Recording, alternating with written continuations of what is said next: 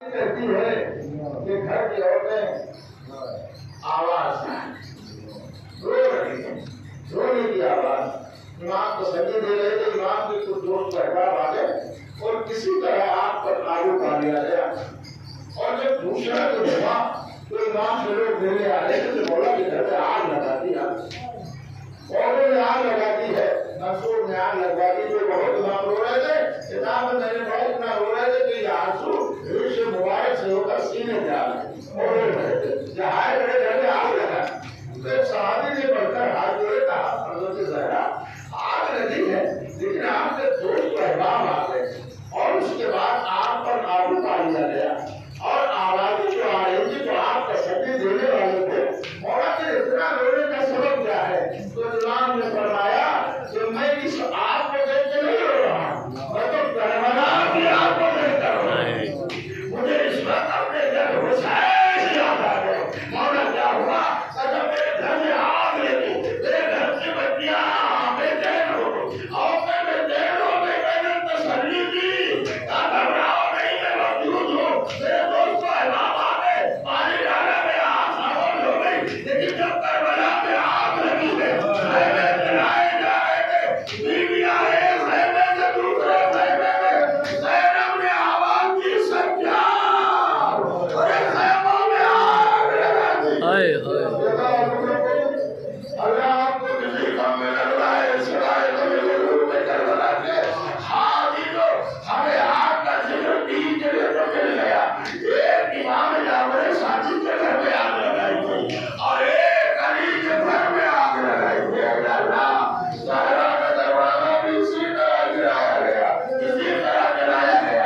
आप सोचिए जलता हुआ दरवाजा फातिमा ज़हरा के ऊपर गिराया गया, रसूल की बेटी बसरिया टूट गई। जरा वसीयत को देखिए, इमाम हुसैन की जहां बहुत सी वसीयतें हैं वहां एक वसीयत ये है कि सैयद सज्जाद, अरे मेरे शियों को मेरा सलाम दे देना। वही फातिमा ज़हरा की वसीयत है। नई वसीयतों में यानी जो कयामत तक के आने वाले हैं, मेरी औलाद